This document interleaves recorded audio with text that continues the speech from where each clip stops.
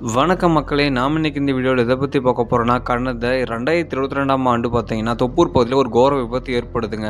அந்த கோர விபத்து எதுன்னு பார்த்தீங்கன்னா, காரும் வந்து பார்த்தீங்கன்னா மோதிக்கிச்சுங்க. முன்னாடி போன கார்ல வந்து பார்த்தீங்கன்னா, பின்னாடி வந்த அதிவேகமா வந்த கார் வந்து பார்த்தீங்கன்னா, கட்டுப்பாடின்றி போயிட்டு மோதி, ஒரே குடும்பத்தைச் சேர்ந்த 3 பேர் வந்து பார்த்தீங்கன்னா, சம்பவ இடத்திலேயே பலியாயிட்டாங்க.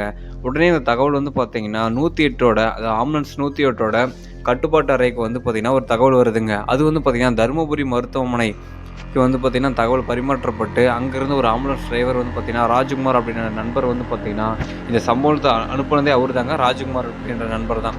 அவரு வந்து பார்த்தீங்கன்னா, ஆம்புலன்ஸ் எடுத்துக்கிட்டு அவரும், அவரோட அசிஸ்டன்ட்டும் வந்து பார்த்தீங்கன்னா, தொப்பூர் பகுதியை நோக்கி வேகமா போயிட்டுருக்காங்க. அப்படி வந்து பார்த்தீங்கன்னா, அந்த இறந்து போன நபர்கள வந்து பார்த்தீங்கன்னா, அதில வந்து ஒருத்தருக்கு உயிர் இருந்திருக்குங்க. 2 பேர் மட்டும் தான் பலியாயிட்டாங்க. அதில வந்து பார்த்தீங்கன்னா, 2 பேர வந்து ஆம்புலன்ஸ்ல அமரர் ஊர்தியில ஏத்திட்டு, இன்னொருத்தர் வந்து பார்த்தீங்கன்னா, உயிருக்கு துடிச்சிட்டு இருக்காருங்க. அவர வந்து இந்த ஆம்புலன்ஸ்ல ஏத்திட்டு உடனே வண்டி புறப்படுதுங்க.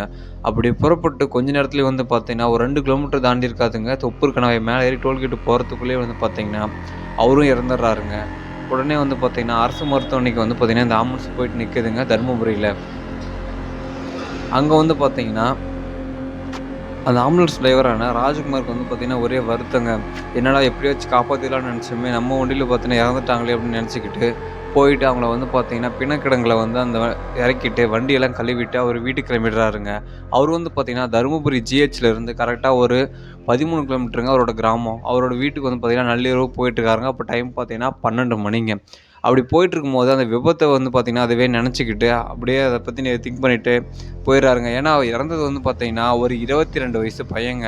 சின்ன பையன் வந்து இப்படி இறந்துட்டானே அப்படின்னு சொல்லிட்டு, அவருக்குள்ளேயே நெனச்சுக்கிட்டு ஃபீல் பண்ணிட்டு போயிட்டுருக்காருங்க. அப்படி போயிட்டுருக்கும்போதே வந்து பார்த்தீங்கன்னா, டூ வீலர்ல வந்து போயிட்டே இருக்காருங்க. சடனா வந்து பார்த்தீங்கன்னா, குறுக்க யாரோ வந்து நிக்கிற மாரியே அவருக்கு திடீர்னு தோணியிருக்குங்க. உடனே அவரு பிரேக் அடிக்கவும், அது வந்து பார்த்தீங்கன்னா, ஒரு மண் சாலைங்க. ஒரு கிட்டத்தட்ட சொல்லப்போனா தர்மபுரி மாவட்டத்துலேருந்து ஒரு டூரிஸ்ட் பிளேஸ் இருக்குங்க. ஒரு காடு மாரி. அந்த இடத்துல தாங்க அவங்க வீடே இருக்கு. அடிவாரத்தில தான். அதுவே நெனச்சுட்டு போனதுனால அவரு பார்த்தீங்கன்னா, முன்னாடி ஏதோ ஒரு உருவம் நிக்கிற மாரி இவரே நெனச்சுக்கிட்டு பிரேக் அடிச்சிருக்காருங்க. கீழ விழுந்துட்டாரு. கீழ விழுந்து அந்த அளவுக்கு அடி எதுவும் இல்லைங்க. சகதி மட்டும் தான் இருந்திருக்கு. அந்த சகதியெல்லாம் தொடச்சுக்கிட்டு வந்து பார்த்தீங்கன்னா, அப்படியே வீட்டுக்கு போறாருங்க.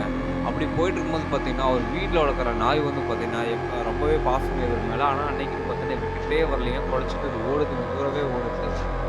உடனே இருந்துட்டு இவரு நெனச்சுக்கிறாருங்க, சரி நம்ம சேரும் சகதியுமா வந்துருக்கிறனால தான் இப்படி நாய் வந்து பயப்படுது நம்ம கிட்ட வராம அப்படின்னு நெனச்சுக்கிறாருங்க. எப்ப கவர்மெண்ட் ஹாஸ்பிட்டல்ல அந்த ஆம்புலன்ஸ் டியூட்டி முடிச்சுட்டு வீட்டுக்கு வந்தாலுமே, அவரு வந்து பார்த்தீங்கன்னா, வண்டிய வந்து கழுவிட்டு இவரும் குளிச்சுக்கிட்டு தாங்க அப்புறம் வீட்டுக்குள்ளேயே போவாரு. அதே போல தாங்க இவரும் போயிட்டு குளிச்சு முடிச்சுட்டு வந்து பார்த்தீங்கன்னா, வீட்ல போயிட்டு கதவ தட்டுறாங்க. அவரோட அம்மா வந்து கதவ திறக்குறாங்க. திறந்துட்டு வந்து பார்த்தீங்கன்னா, நைட்டு சாப்பிட்டு போயிட்டு சாமி கும்பிட்டு படுத்துக்கிறாருங்க. படுத்துட்டு வந்து பார்த்தீங்கன்னா, அதே போல அடுத்த நாள் வந்து டியூட்டிக்கு போறாருங்க. அடுத்த நாள் வந்து பார்த்தீங்கன்னா, night shift. Night shift duty வந்து பார்த்தீங்கன்னா, வண்டி போயிட்டுருக்கும்போது, காரிமளத்துக்கு பக்கம் வந்து பார்த்தீங்கன்னா, ஒரு விபத்து நடந்திருக்கிறதாவும் அப்படின்னு தகவல் வருதுங்க. உடனே இவரும் போயிட்டு, அவங்க விபத்து ஏற்பட்டவங்கள வந்து கூட்டிட்டு மறுபடியும் ஹாஸ்பிட்டலுக்கு வந்துட்டுருக்காங்க. ஹாஸ்பிட்டல் வந்துட்டு வந்து பார்த்தீங்கன்னா எதர்ச்சியா வந்து பார்த்தீங்கன்னா, நம்ம மார்ச்சரி பக்கம் நடந்து போயிட்டுருக்காருங்க. வந்து வண்டிய நிப்பாட்டிட்டு. அப்போ வந்து பார்த்தீங்கன்னா, முன்னாடி நடந்த ஆக்சிடென்ட் வந்து பார்த்தீங்கன்னா, ஏன்னா இவங்க தான் ஒரே குடும்பத்தை சார்ந்த 3 பேருமே இறந்துட்டாங்கல்ல. அவங்க வந்து பார்த்தீங்கன்னா, மத்தவங்க எல்லாமே வந்து பார்த்தீங்கன்னா, பெங்களூர் சைடு வந்து செட்டில் ஆயிருக்காங்க. அவங்களோட தங்கச்சி, அக்காலாம் சொல்லிட்டு. அவங்கலாம் வந்து பாடி எடுக்கறது வந்து லேட் ஆயிடுச்சுங்க. அதனால வந்து பார்த்தீங்கன்னா, ஃபார்மாலிட்டிலாம் முடிச்சு அங்க வச்சிருக்காங்க பிணக்கிடங்குல மார்ச்சரியில. இவரு அந்த பக்கம் எதார்ச்சியா வந்து போம்போது பார்த்தீங்கன்னா பையனோட ஞாபகம் மட்டும் தாங்க இவருக்கு வந்துட்டே இருக்கு. ஏன்னா, சின்ன பையன் இறந்துட்டானேன்னு சொல்லிட்டு, போயிட்டு பக்கம் நின்னு பார்த்துட்டு இருக்காருங்க. அவனோட பாடி வந்து பார்த்தீங்கன்னா, தயாரா வச்சிருக்காங்க. அவங்க ரிலேட்டிவ் வந்தா சைன் பண்ணி குடுத்து விடுறதுக்காக. ஆனா, அவங்க ரிலேட்டிவ் வந்து வரவே இல்லைங்க. அதுக்கப்புறம் பார்த்தீங்கன்னா, சரி இப்படி ஆயிடுச்சேன்னு சொல்லிட்டு, அடுத்து விடிகாலையில வந்து வீட்டுக்கு போயிட்டு தூங்குறாருங்க. அப்படி விடிகாலையில வந்து பார்த்தீங்கன்னா, அவங்களோட அம்மா, அப்பா 2 பேருமே வந்து பார்த்தீங்கன்னா, விவசாய வேலைக்காக கிளம்பிட்டாங்க. இவரு மட்டும் தான் வீட்ல இருக்காரு. அப்படி தூங்கிட்டு இருக்கும்போதே பகல் டைம்ல இவரு வந்து பார்த்தீங்கன்னா, வெளிய ஒரு மாட்டு கொட்டாய்ல தாங்க கட்டில்ல போட்டு தூங்கிட்டு இருக்காரு. நைட் வந்த உடனே அங்கேயே போய் தூங்கிட்டாரு. லேட்டா வந்தோன்னு சொல்லிட்டு. அப்படி தூங்கிட்டு இருக்கும்போது வந்து பார்த்தீங்கன்னா, சடனா இவர் பக்கம் இருந்துட்டு யாரோ வந்து அழுதுட்டு இருக்கிற மாரியே ஒரு ஃபீல் ஆகுதுங்க. பகல் நேரத்திலே இவருக்கு. ஒரு 10:45 பக்கமே வந்து பார்த்தீங்கன்னா, இப்படி அழுற மாரி ஃபீல் ஆகுது. உடனே இவரு இருந்துகிட்டு உடனே போயிட்டு மூஞ்சி கை கழுவிட்டு வந்து பார்த்தீங்கன்னா, வீட சுத்தி சுத்தி போய் பார்க்குறாருங்க. அவரோட நாய் வந்து பார்த்தீங்கன்னா, அவங்க அம்மா, அப்பா கூட விவசாய வேலைக்கு அப்படியே கூட்டிட்டு போயிட்டாங்க. நிலத்துக்கு கூட்டிட்டு போயிட்டாங்க.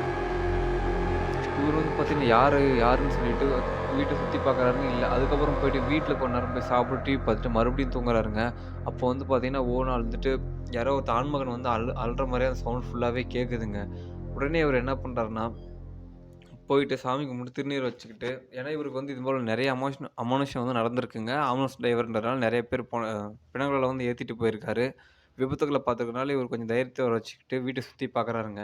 இல்லைங்க அடுத்து வந்து பார்த்தீங்கன்னா, டியூட்டிக்கு வந்து ரிட்டர்ன் அன்னைக்கு நைட்டு வந்து பைக்ல கிளம்பும்போது வந்து பார்த்தீங்கன்னா, ரோட்ல வந்து பார்த்தீங்கன்னா, ஒரு ஒரு உருவம் வந்து பார்த்தீங்கன்னா, ரோட்ல வந்து தூரம் நிக்கிறதே இவரு பார்த்துறாருங்க.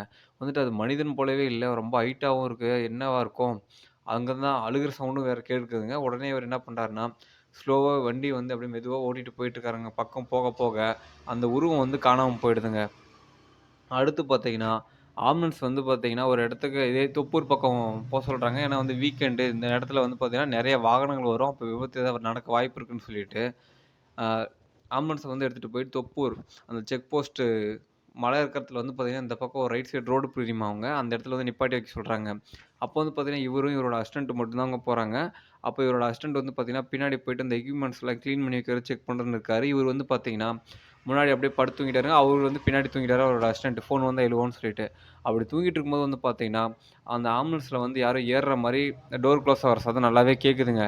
இவரு உடனே எழுந்து பார்க்குறாருங்க. அவன் தான் பின்னாடி இருந்து வந்து முன்னாடி உட்கார்றான் போல அப்படின்னு எழுந்து பார்க்குறாரு. பார்த்தா அந்த ஆம்புலன்ஸ்ல வந்து யாருமே இல்ல. உடனே என்ன பண்றாருன்னு பார்த்தீங்கன்னா, எழுந்து போயிட்டு பின்னாடி பார்க்குறாருங்க. அவர் தூங்கிட்டே இருக்காரு கூட வந்த அசிஸ்டன்ட் வந்து. அடுத்து சரி அப்படியே இப்படி திரும்பி பார்க்கும்போது பார்த்தீங்கன்னா, திரும்பி பார்க்கும்போது பார்த்தீங்கன்னா, ஒரு ஆள் பக்கம் நிக்கிற மாரி கரிய உருவம் இவருக்கு தெரியுதுங்க. மூஞ்செல்லாம் அப்படியே ரத்தம் வழிஞ்சிட்டு கோர உருவமா. உடனே ஒரு பயத்துல கத்திர்றாருங்க. கத்துன உடனே என்ன ஆகுதுன்னு பார்த்தீங்கன்னா, பின்னாடி இருக்கிற நண்பர் வந்து பார்த்தீங்கன்னா, எழுந்து வந்துர்றாருங்க. பயங்கர சத்தம் போட்டாரு இவரு. உடனே எழுந்து போயிட்டு வந்து பார்த்தீங்கன்னா, ஆப்போசிட்ல இந்த கோ ஸ்லோன்னு சொல்லிட்டு இருப்பாங்க பார்த்தீங்கன்னா, அந்த இதில வந்து பார்த்தீங்கன்னா, 2 செக்யூரிட்டீஸ் இருக்காங்க. அவங்ககிட்ட போய் நடந்ததெல்லாம் சொல்லிட்டு, இந்த மாரிலாம் நடந்துச்சு அப்படின்னு சொல்லும்போது, உடனே நீ என்ன பண்ணு, போயிட்டு வீட்ல போயிட்டு சொல்லி, இது மாரி கோயிலுக்கு ஏதாவது போயிட்டு வா. நீ எடுத்துட்டு போன ஏதோ ஆன்மா தான் உன்ன ஃபாலோ பண்ணிட்டு இருக்குன்னு நெனைக்கிறேன். உன்கிட்ட ஏதோ சொல்ல வருது. அதனால தான் உன்ன பக்கம் நின்னு கான்டாக்ட் பண்ணுது. நீ பயப்படாத அப்படின்னு சொல்றாங்க அவங்க. உடனே வந்துட்டு இவரும் வந்து பார்த்தீங்கன்னா, அன்னைக்கு வந்து தூங்காம அங்கேயே இருந்துட்டு, அன்னைக்கு எந்த கேஸஸும் வரலைங்க. ஆக்சிடென்ட் எதுவும் நடக்கல. உடனே இவரு விடிஞ்ச உடனே போயிட்டு வந்து பார்த்தீங்கன்னா, வீட்ல சொல்லி, இந்த மாரி போயிட்டு அவங்களோட சீலக்காரியம்மன்றதாங்க அவங்களோட குலதெய்வம். அந்த கோவில்ல போயிட்டு வந்து பார்த்தீங்கன்னா, அருள்வாக்கு கேட்குறாங்க. அருள்வாக்கு சொல்ற டைம்ல கரெக்ட்டா பண்ணா அருள்வாக்கு கேட்டு, இந்த மாரி தான் சொல்றாங்க. இந்த மாரி உன் வண்டியில வந்து ஒரு ஆன்மா வந்து இறந்து போச்சு உன் வண்டியில ஏறி. அந்த ஆன்மாவுக்காக நீ வந்து பரிதாபப்பட்ட. அதனால தான் அது உன்ன ஃபாலோ பண்ணி அது உன்கிட்ட ஏதோ பேச ட்ரை பண்ணுது அப்படின்னு சொல்லிட்டு சொல்றாங்க. உடனே அவர் இருந்துகிட்டு, அந்த உருவத்த நான் பக்கமே பார்த்துட்டேன். மூஞ்செல்லாம் அப்படியே மண்டையெல்லாம் உடைஞ்சு அப்படியே ரத்தம் வடியத பார்த்துட்டேன். அது என் வாழ்க்கையிலே இதுவரைக்கும் மறக்க முடியாத சம்பவமா போயிடுச்சு அப்படின்னு சொல்லிட்டு சொல்றாருங்க. இது எல்லாமே அவங்களோட ராஜ்குமாரோட பெற்றோரும், ராஜ்குமாரும் கேட்டுருக்காங்க. சாரி சொல்லவே. உடனே அவரு என்ன நெனச்சுக்காருன்னா, அந்த ஆன்மா மேல வந்து பரிதாபம் ஏற்பட்டுருச்சுங்க. இவருக்கு என்னதான் அது பயமுறுத்துனாலும் பரிதாபம் ஏற்பட்டுருச்சுங்க. ஏன்னா, ஒரே குடும்பத்த சேர்ந்த 3 பேருமே இறந்துட்டாங்க. அது வந்து பார்த்தீங்கன்னா, அவங்க பெரியப்பா வீட்டார், இல்ல சித்தப்பா வீட்டார் தான் கொண்டு போயிட்டு பாடிய வந்து எரிச்சிருக்கணும். இல்ல இது பண்ணியிருக்கணும், திதி குடுத்துருக்கணும்னு சொல்லிட்டு, உடனே போயிட்டு அடுத்த நாள் லீவ் போட்டு ஜிஹெச்சுக்கு போயிட்டு, அந்த மார்ச்சரியில வந்து அவங்களோட டீடெயில்ஸ்லாம் வாங்கிக்கிட்டு, அங்க போறாருங்க. அவங்க வந்து பார்த்தீங்கன்னா, கிருஷ்ணகிரி மாவட்டத்த சேர்ந்தவங்க. கீழ கோயம்புத்தூர்ல வந்து பார்த்தீங்கன்னா, ஒரு கல்யாணத்துக்காக 3 பேருமே போயிட்டுருக்காருங்க. அப்படி போற வழியில தான் இந்த விபத்து ஏற்பட்டு 3 பேருமே இறந்துட்டாங்க.